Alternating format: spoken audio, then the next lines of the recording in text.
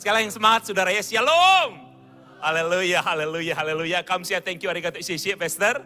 Sudah mengizinkan saya untuk ada di mimbar ini. Ini sebuah kebanggaan tersendiri bagi saya. Tetapi tadi ketika saya datang, lebih awal sempat sharing dengan Pastor.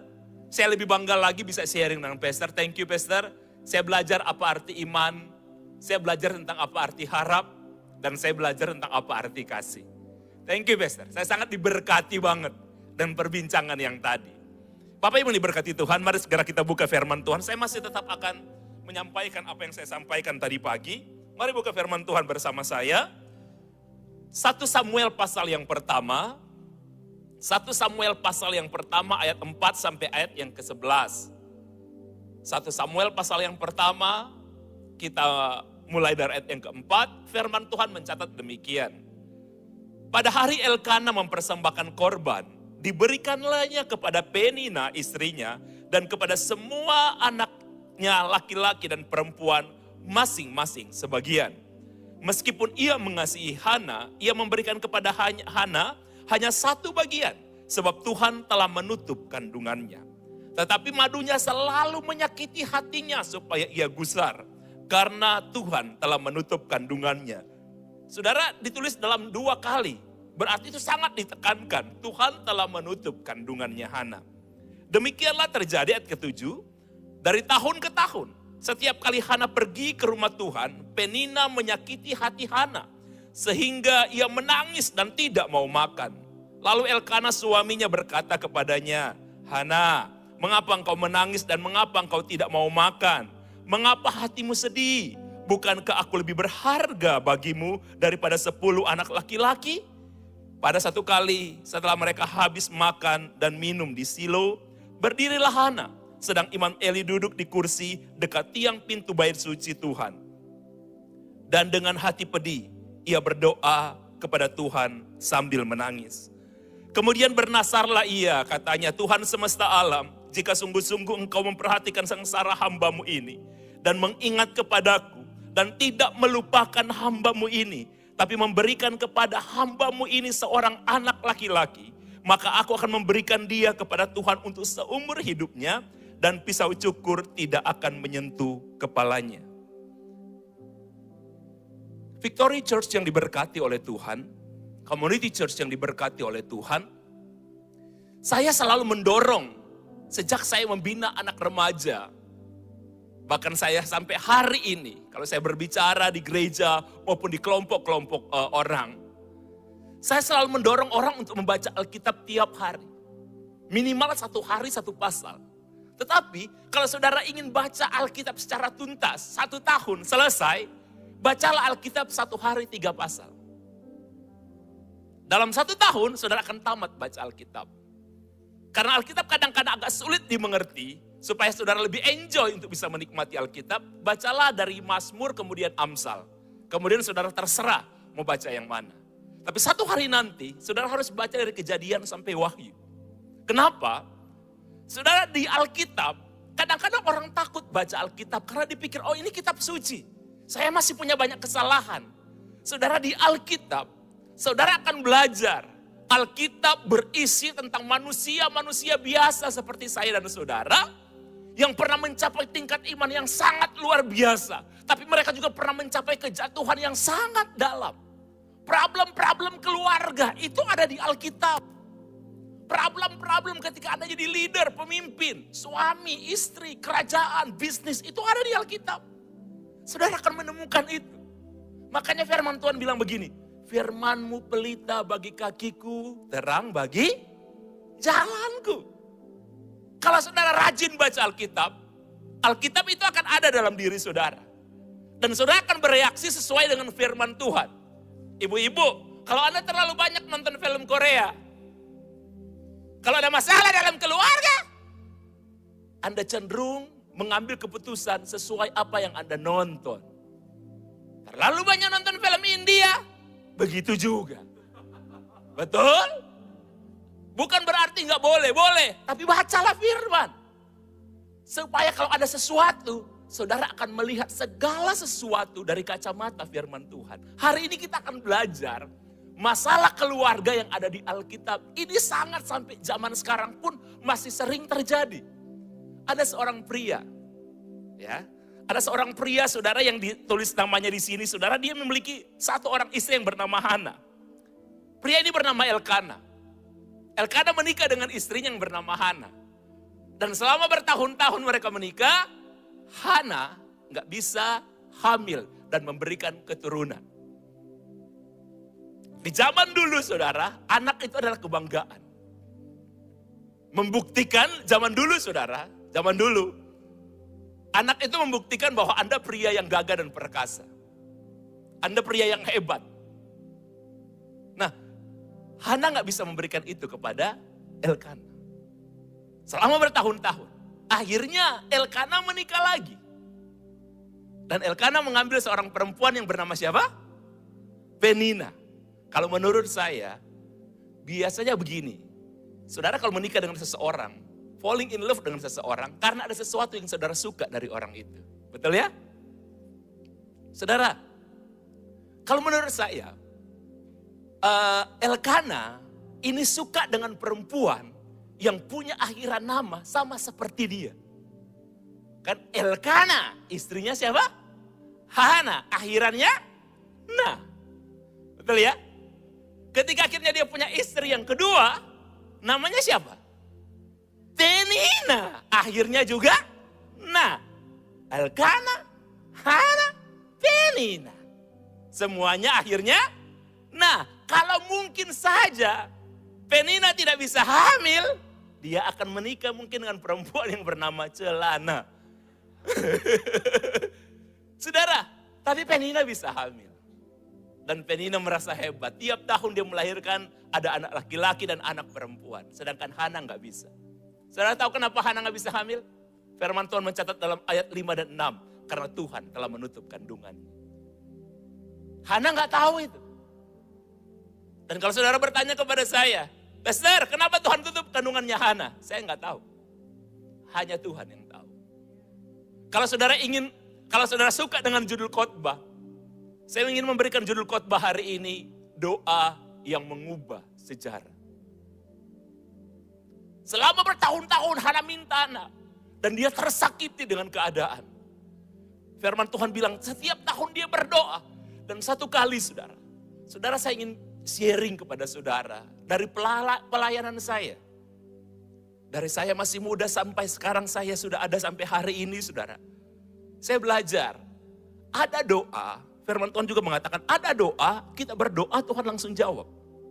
Tapi satu kali ketika murid-murid akan mengusir setan, dan setan kuasa kegelapan itu gak bisa pergi, apa yang Tuhan Yesus bilang kepada murid-muridnya? Jenis seperti ini harus ditaklukkan dengan apa? Dengan cara doa dan berpuasa. Jadi doa itu penting, doa dan puasa juga itu penting. Tapi dari Hana, kita belajar, Hana mungkin selama ini telah berdoa meminta anak. Tapi satu kali, dia masuk dalam sebuah dimensi yang lebih tinggi lagi. Dia berdoa dan dia bernasar. Saudara, ada hal seperti itu dalam Alkitab. Ini di perjanjian lama. Kadang-kadang beberapa orang sekarang udah gak mau pakai perjanjian lama. Itu Taurat. Tapi kadang-kadang kita gak mengerti perjanjian lama maupun perjanjian baru. Itu Alkitab. Itu firman Tuhan. Itu firman Tuhan. Jadi coba, kalau saudara berdoa dan doa saudara belum dijawab, coba saudara bernasar. Kalau proyek ini sukses Tuhan, saya akan pakai untuk pembangunan gereja. Kalau proyek ini goal Tuhan, saya akan pakai untuk ini. Ada doa semacam itu dan kita belajar. Hana berdoa semacam, dia masuk dalam sebuah dimensi yang baru. Firman Tuhan bilang begini, dia masuk di doa sampai dia menangis. Bukan cuma saudara katakan pedih hatinya. Ada yang namanya sakit hati. Tapi ini lebih dalam lagi saudara. Dia berdoa sampai pedih hatinya. Dan firman Tuhan katakan begini, Eli sebagai imam, sebagai gembala di situ, sampai mengatakan Hana itu gila, mabuk. Saudara bayangkan. Imam Eli pun tak mengerti apa yang Hana alami. Imam hilang nggak mengerti. Saudara, tapi Hana terus berdoa sampai pada akhirnya Tuhan membuka kandungan Hana. Dan dia mengaruniakan anak yang pertama persis seperti Hana minta. Hana nggak bilang, berikan saya anak terserah. Tapi Hana bilang begini, berikan saya seorang anak laki-laki. Kalau kau memberikan dia kepadaku, aku akan memberikan anak itu kepadamu. Berarti jadi imam, jadi hamba Tuhan.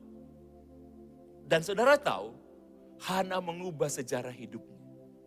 Harusnya dalam sejarah hidup Hana akan tertulis begini. Hana mati sebagai perempuan yang tidak memiliki anak. Atau mandul. Itu ditetapkan Tuhan. Siapa yang bisa mengubah ketetapan Tuhan? Tidak ada. Tidak ada, saudara. Ketetapan panitia aja gak bisa diganggu-gugat. Apalagi ketetapan Tuhan. Tapi saudara tahu apa yang bisa mengubah? Itu doa. Saya belajar banyak yang bisa mengubah manusia. Itu cuma satu, hadirat Tuhan. Bahkan saudara, ketika ada anak LGBT, yang orang tuanya sampai hampir todong pistol di kepalanya, bikin malu. Karena udah sampai menikah di luar negeri. Mereka tanya sama saya, Pastor, bisa berubah. Karena anak itu ketika dipersalahkan oleh orang tua dan dimarah macam-macam, dia cuma bilang satu. Orang tuanya tawarkan, bertemu dengan ini, psikolog. Dia bilang begini, saya cuma mau ketemu dengan Kak Nixon. Karena saya kenal anak ini dulu. Saya tahu, saudara, lingkungan yang kadang-kadang merusak orang. Makanya jaga lingkungan anak-anak saudara semaksimal yang saudara bisa. Sebagai orang tua, jaga semaksimal. Kalau memang saudara berusaha dan ada juga yang miss, serahkan semuanya sama Tuhan. Tapi jangan juga saudara masa bodoh dan serahkan semuanya sama Tuhan. Nggak boleh. Saudara, orang tuanya sampai menyerah. Saudara, saya cuma bilang sama Kak anak itu, Kak Nixon nggak bisa mengubah kamu. Dia bilang begini, saya ingin berubah. Kak. Saya tahu saya bikin malu keluarga, tapi ini sudah mendarah daging. Oh, saya nggak bisa lepas. Saya bilang, orang aja berkata, karakter nggak bisa diubah. Memang manusia nggak bisa merubah karakter. Saya bilang karakter aja dulu orang bilang gak bisa berubah. Saya satu percaya Tuhan bisa ubah karena saya dan saudara ciptaannya dia. Jadi cuma merubah karakter. Satu, di hadirat Tuhan. Cuman itu yang bisa mengubah kita, gak ada tempat lain saudara. Saudara letih lesu pun Tuhan bilang begini, marilah datang kepadaku. Letih lesu saudara hanya bisa diubah di hadirat Tuhan. Betul saudara, letih menghadapi hidup. Lesu menghadapi pergumulan, tak ada di tempat lain. Ke mall, ke pasar atom, nggak bisa. Oke, beli yang mahal-mahal, beli Hermes dan lain sebagainya. Itu menghibur, nggak bisa mengubah. Betul kan? Itu menghibur, senang. Hermes baru dipamerkan, oh bagus. Bangga ya. Tapi gak bisa mengubah hati yang kosong hanya di hadirat Tuhan. Hana sampai dia menangis. Saudara tahu kalau saudara hati pedih menangis itu di hadirat Tuhan. Jangan di media sosial. Oke? Di media sosial orang cuma ketawa. Cucian ya. Gitu kan, kasihan ya. Tapi mereka gak bisa nolong. Orang cuma bilang begini, semangat. Cuma sampai di situ. Tapi mereka bisa nolong? Tidak. Hadirat Tuhan. Hana berdoa sampai hatinya pedih. Pedih itu lebih daripada sakit hati. Pedih, saudara. Akhirnya Tuhan memberikan dia seorang anak laki-laki. Hana bukan cuma mengubah sejarah hidupnya. Hana pun mengubah sejarah Israel. Betul kan? Karena anak yang Hana dapatkan dari hasil pergumulan. Dengan dia bernasar. Saudara kan tahu namanya, Samuel. Dan Samuel lah yang melantik dua raja terbesar Israel. Saul dan Daud. Andaikan Hana tidak berdoa semacam itu. Andaikan Hana menyerah kepada kenyataan. Bahwa selama bertahun-tahun dia gak mungkin hamil. Israel tidak akan punya nabi yang bernama Samuel. Saya ingin katakan kepada saudara, kemiskinan saudara apapun, kehancuran apapun, saudara-saudara tahu, kehancuran, kemiskinan, semua yang kita rasakan, bisa Tuhan ubah di hadirat Apapun itu. Saya mau saksikan kembali kesaksian ini. Saya selalu bangga dengan kesaksian ini. Dimanapun saya khotbah, kebanyakan kalau saya khotbah pertama kali sebuah gereja, persekutuan doa atau apapun, saya suka menyaksikan ini. Karena saya bangga. Satu kali saudara, telepon saya berbunyi. Ada orang berbicara di balik telepon itu. Dia bilang begini sama saya. Pak Pendeta Nixon, saya bisa ketemu. Saya bilang, ini siapa? Dia bilang sama saya waktu itu, saya ini orang dari Jawa, Surabaya, tapi sekarang saya tinggal di Medan, kadang di Jakarta juga. Saya ingin ketemu dengan Pak Pendeta Nixon. Saya lupa, kita melayani banyak orang, Pastor. Kadang-kadang kita lupa. Saya bilang, oke. Dia bilang, kapan Pastor ada di Surabaya? Saya lihat, oke, kita ketemu, bisa, dan bisa. Pastor, kita ketemu, dia sebutkan nama sebuah, saya akan nginap di hotel ini ya, kalau dia konfirmasi, kita ketemu di sana. Ketika saya ketemu dengan dia, saya masih ingat rasanya saya pernah kenal orang ini. Dia bilang begini, Pak Pendeta, saya ketemu dengan Bapak, saya tidak pernah akan lupa. Di Go Skate ketika acara Show Your Love. Tanggal 16 Februari tahun 2001. What? Saya baru ingat saudara. Waktu itu kami buat KKR. Besar-besaran saudara. Jiarmi namanya.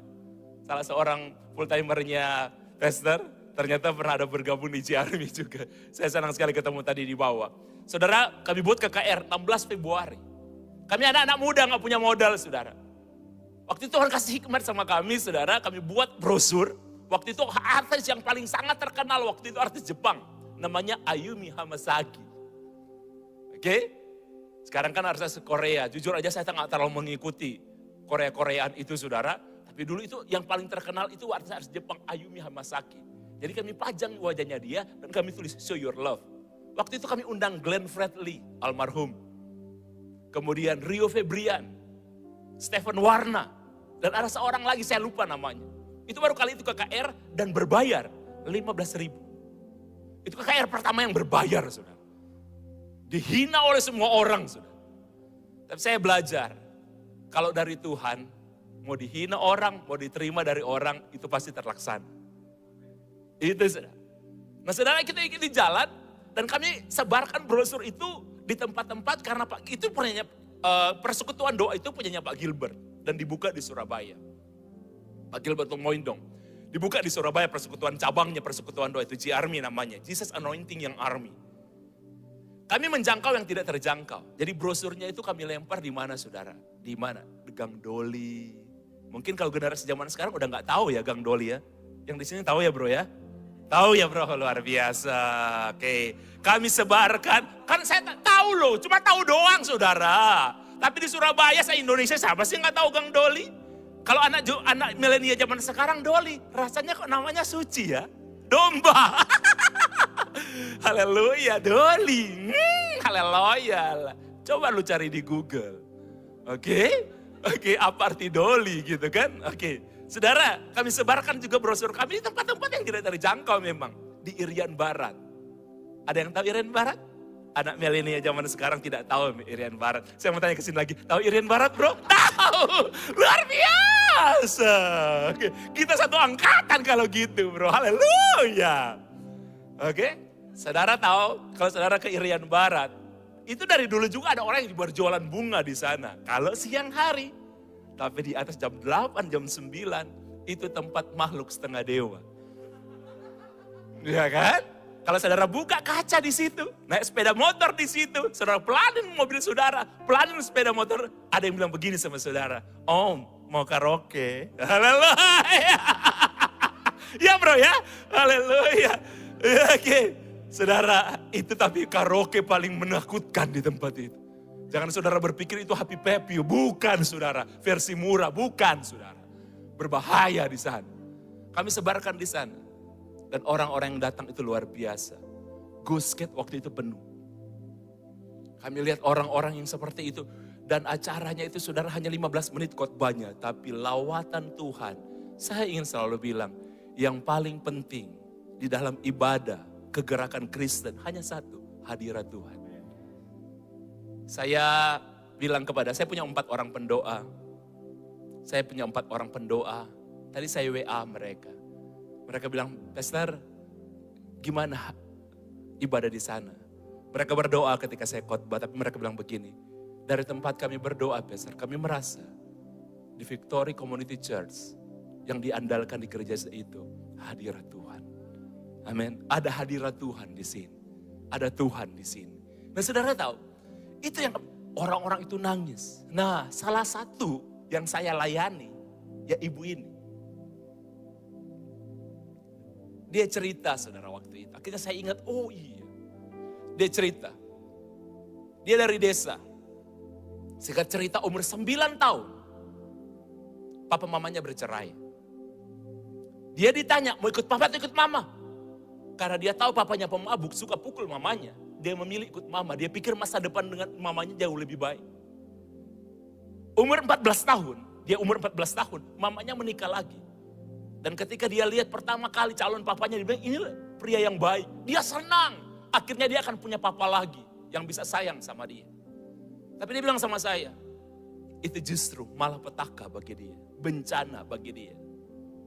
Karena satu malam, papa tirinya masuk kamar dia dan memperkosa saya. Dia memperkosa dia. Umur 14 tahun.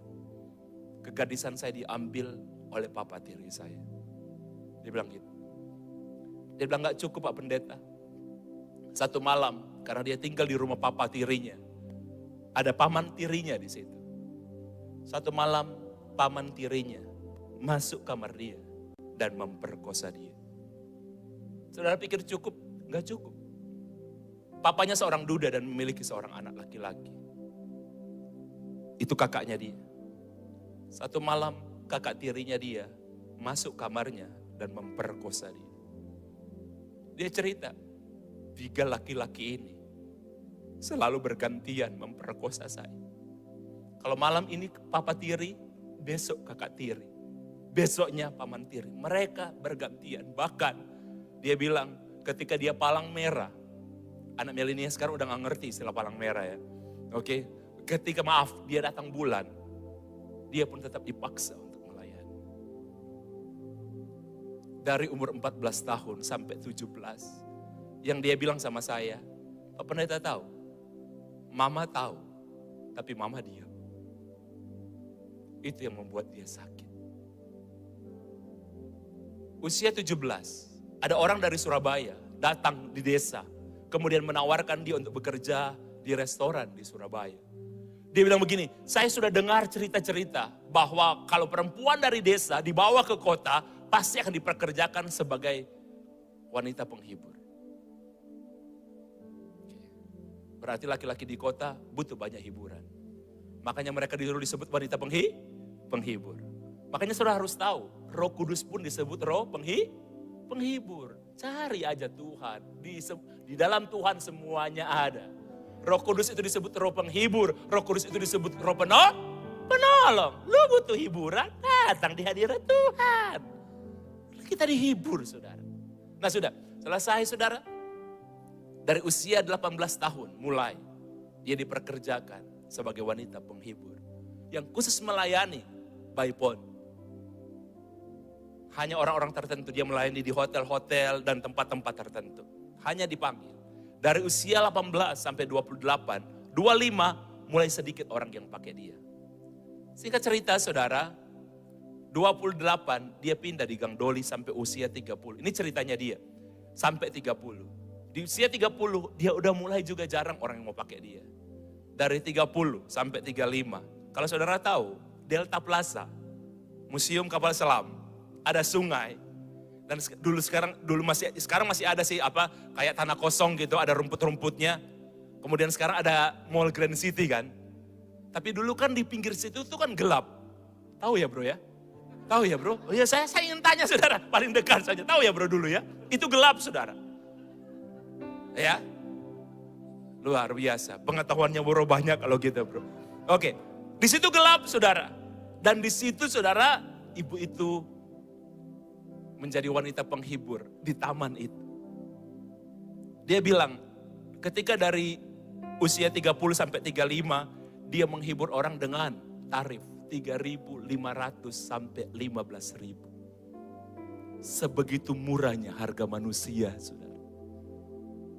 Sampai dia bilang, dia ketika dia dapat brosur dan harus beli tiket, dia pikir dia bisa cari orang di tempat itu untuk bisa bayar dia lebih mahal. Dia nggak nyangka, saudara. Ternyata itu acara rohani. Dia bilang dia nggak ngerti ketika dia, dan itu banyak kesaksian orang seperti itu. Dia masuk, dia nggak ngerti kok dia bisa nangis. Dia bilang dia nangis sepanjang. Itu pertama kali dia dengar nama Yesus. Saya suka sampai hari ini saya lihat pengumuman tadi, ada revival meeting. Itu keren, Pastor. Saudara tahu itu yang terjadi. Waktu dia ketemu dengan saya bilang ibu harus dibaptis. Saya janjian bawa dia untuk dibaptis, dia dibaptis. Dan saya ingat satu, dia bilang begini, saya tidak akan pernah melupakan apa yang Pak Pendeta Nixon katakan kepada saya ketika saya keluar dari kolam baptisan. Saya tidak pernah akan lupa. Mungkin Pak Pendeta Nixon lupa. Pak Pendeta ingat enggak? Saya bilang, apa ya? Pak Pendeta Nixon bilang begini sama saya. Ibu, mulai hari ini, ibu bukan pelacur, tapi pahlawan.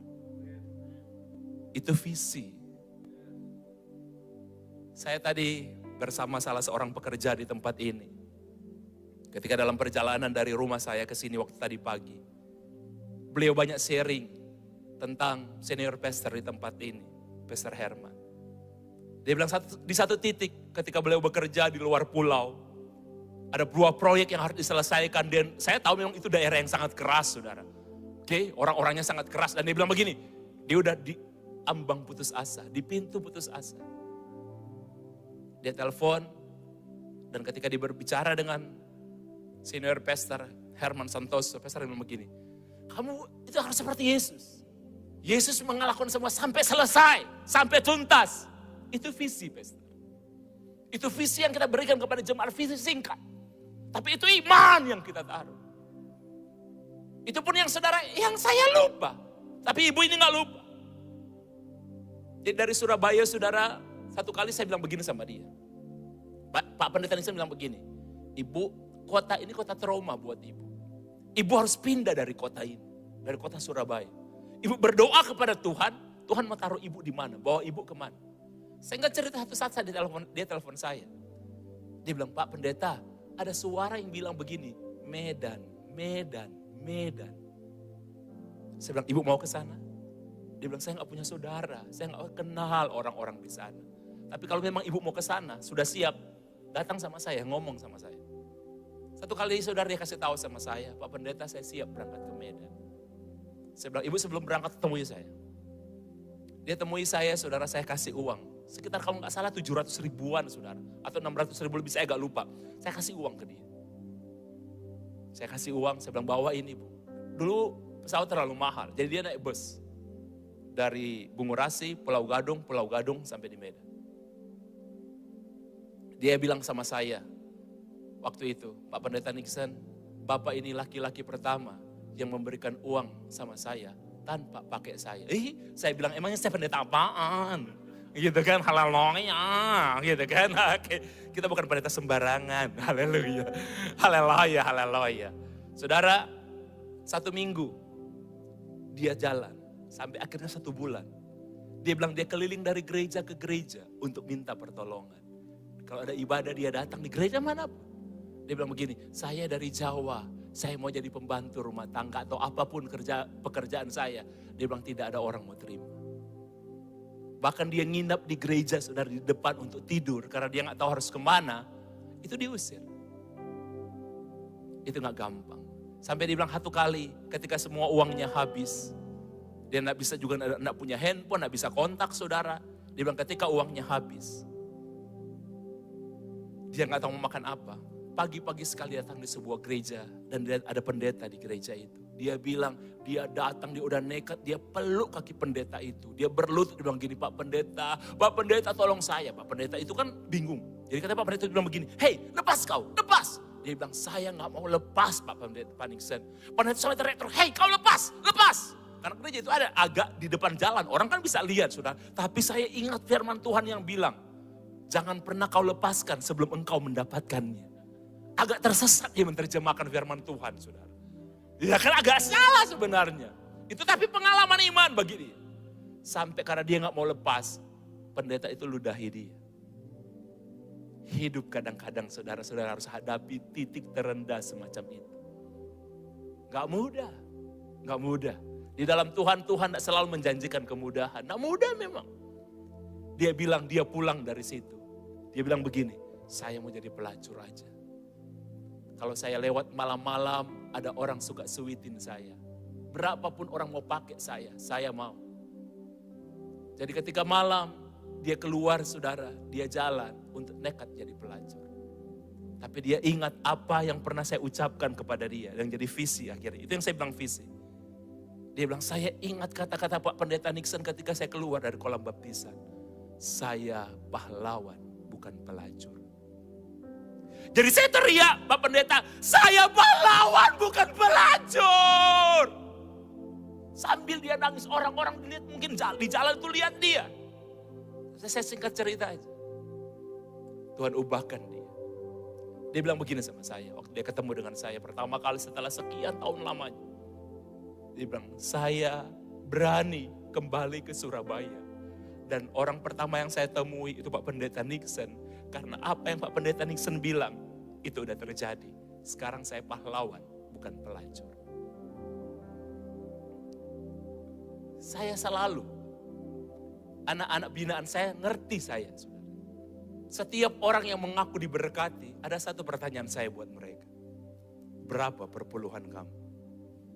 Saya pun kalau ketemu anak-anak binaan saya di gereja manapun, dimanapun, selalu pada akhirnya mereka bilang, kami itu sudah hafal pertanyaannya. Kak Nixon, berapa perpuluhan kamu? Saudara, saya bukan gembala. Saya gak punya kepentingan dengan perpuluhan. Tapi saya selalu bilang sama mereka, kamu tahu, satu-satunya ayat Alkitab yang mengatakan ujilah aku, itu hanya tentang perpuluhan. Dan Tuhan bilang begini, lihat kalau aku tidak akan buka langit buat engkau. Saya selalu bilang sama mereka, kamu tahu, di bisnis, bahkan di pelayanan, orang bisa tutup pintu buat kita. Oke? Tapi orang bisa tutup pintu. Tapi saya selalu bilang sama mereka, yang orang tidak bisa tutup itu langit. Siapa yang bisa tutup langit? Ada? Enggak ada, saudara. Saya bilang itu berkat Tuhan buat engkau kalau kau beri perpuluhan. Jangan kau beri perpuluhan hari ini, kemudian engkau menuai, kemudian engkau berhenti. Nah, harus menabur dan engkau akan menuai. Firman Tuhan bilang, ujilah aku. Itu saya hamba Tuhan, full timer. Saya bukan gembala, tapi saya kasih perpuluhan. Makanya saya gak pernah takut bicara perpuluhan. Dan saya lihat Tuhan tetap memelihara saya. Waktu pertama kali saya ketemu dengan dia, tadi saya cerita yang berapa dia kasih tahun ini agak menurun. Waktu pertama kali saya tanya sama dia, berapa yang kamu kasih kamu bilang kamu sekarang udah diberkati, ibu udah diberkati. Iya Pak. Saya berani ketemu Pak Nixon ketika saya telah mencapai semua ini. Tuhan, saudara, saya gak bisa cerita secara mendetail. Sekarang dia lebih sering ke Jakarta, dia Medan juga. Tuhan tambahkan dia usaha-usaha dan lain sebagainya. Tapi dia mulai, saudara, dari bawah mantan pelacur. Maaf saya bilang maaf ya. Dia bukan orang Chinese. Jadi gak ada jiwa dagang itu gak ada. Gak ada, saudara. Tapi walaupun orang bilang, oh enggak, dia gak punya jiwa dagang. Tapi Tuhan taruh hikmat buat dia. Gak perlu jiwa dagang, saudara. Kalau Tuhan mau kasih hikmat, Tuhan mau buka, tidak ada yang bisa nutup. Langit yang Tuhan buka. Dia bilang, Pak Pendeta, saya per bulan seperti Pak Pendeta pernah kasih sama saya. Saya kasih perpuluhan ke Tuhan per bulan 30 juta. What? Berarti kamu dapat satu tahun 300 juta? Iya. Satu bulan 300 juta? Iya. Saudara, ketika tahun akan berlalu waktu itu, dia kontak saya, dia bilang, saya masih ingat pesan dari Pak Pendeta Nixon untuk selalu memberikan persembahan akhir tahun. Waktu tahun pertama kali ketika setelah selesai saya bertemu dengan dia, saya bilang berapa persembahan? Dia pernah sampai kasih 300 juta, 400 juta. Tapi waktu tahun itu, saudara, pertama kali saya ketemu dia dan tahun berlalu, saya tanya, karena saya selalu kontrol itu. Saya selalu bilang sama mereka untuk memastikan kalian tetap diberkati. untuk memastikan kalian tetap menuai. Itu yang saya bilang. Saya tanya sama dia, berapa yang kamu kasih kepada Tuhan? Itu tahun pertama. Ketika saya pertama kali ketemu dengan dia sekian tahun. Dia ngasih kepada Tuhan persembahan akhir tahun 150 juta. Dia kasih per bulan antara 30 juta sampai 40 juta. Bahkan pernah hampir menyentuh 50 juta di tahun itu. Dia dibayar 3.500. Andaikan dia masih tetap jadi pelacur, mungkin dia udah mati karena AIDS. Tapi ketika dia ketemu dengan Yesus, bukan ketemu dengan hamba Tuhan, bukan. Kami ini cuma alat. Pastor Herman ini cuma alat, saya cuma alat. Tapi ketika dia ketemu dengan Yesus, Yesus mengubah seorang pelacur menjadi pahlawan. Yesus mengubah orang korban perkosaan yang masa lalu. Kita gak bisa mengubah masa lalu. Tapi bersama Tuhan, dia memberikan masa depan yang gilang gemilang. Saudara, apa yang saudara mau ubah hari ini? Sejarah keuangan, ada hal yang udah berlalu. Kita gak bisa ubah, itu udah berlalu. Tapi kalau saudara ingin mengubah sejarah keuangan saudara, sejarah pernikahan saudara ke depan. Karena saudara tahu, seperti Pastor Herman katakan tadi, jadilah history maker. Karena Tuhan panggil kita untuk itu. Saudara, saya berdoa dalam nama Yesus, kita kan akhir bulan ini ya. Kita masih punya berapa bulan saudara? 11 bulan. Kita masih punya 11 bulan. Dalam nama Yesus, saya rindu. Saya tahu ini kerinduan pastor juga. Saudara, biarlah di 2001, di tahun yang gak bisa diprediksi ini, kita gak tahu apa yang akan terjadi.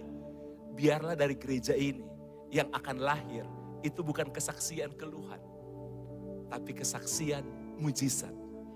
Jadi semua jemaat tidak terkecuali siapapun Anda. Setiap bulan, bahkan di akhir tahun, akan menyaksikan apa arti mujizat. Apa arti history maker. Apa arti perkara-perkara besar akan lahir di jemaat ini. Jadi bukan keluhan, tapi tahun mujizat. Saudara akan menceritakan kebaikan Tuhan, kemurahan Tuhan. Ingat saudara, Yesus itu juru selamat. Oke? Kalau saudara bersama Yesus, bisnis saudara pasti selamat. Kalau saudara bersama Yesus, keuangan saudara pasti selamat. Apapun yang terjadi pada apapun. Kalau saudara bersama Yesus, saudara karir saudara pasti selamat. Apapun yang terjadi saudara, kalau saudara bersama sang juru selamat, saya dan saudara pasti selamat. Yang percaya katakan amin. Yang percaya bilang amin sekali lagi. Yang percaya bilang amin sekali lagi. Mari tepuk tangan yang luar biasa bagi Tuhan. Mari berdiri, saya selesai saudara. Haleluya.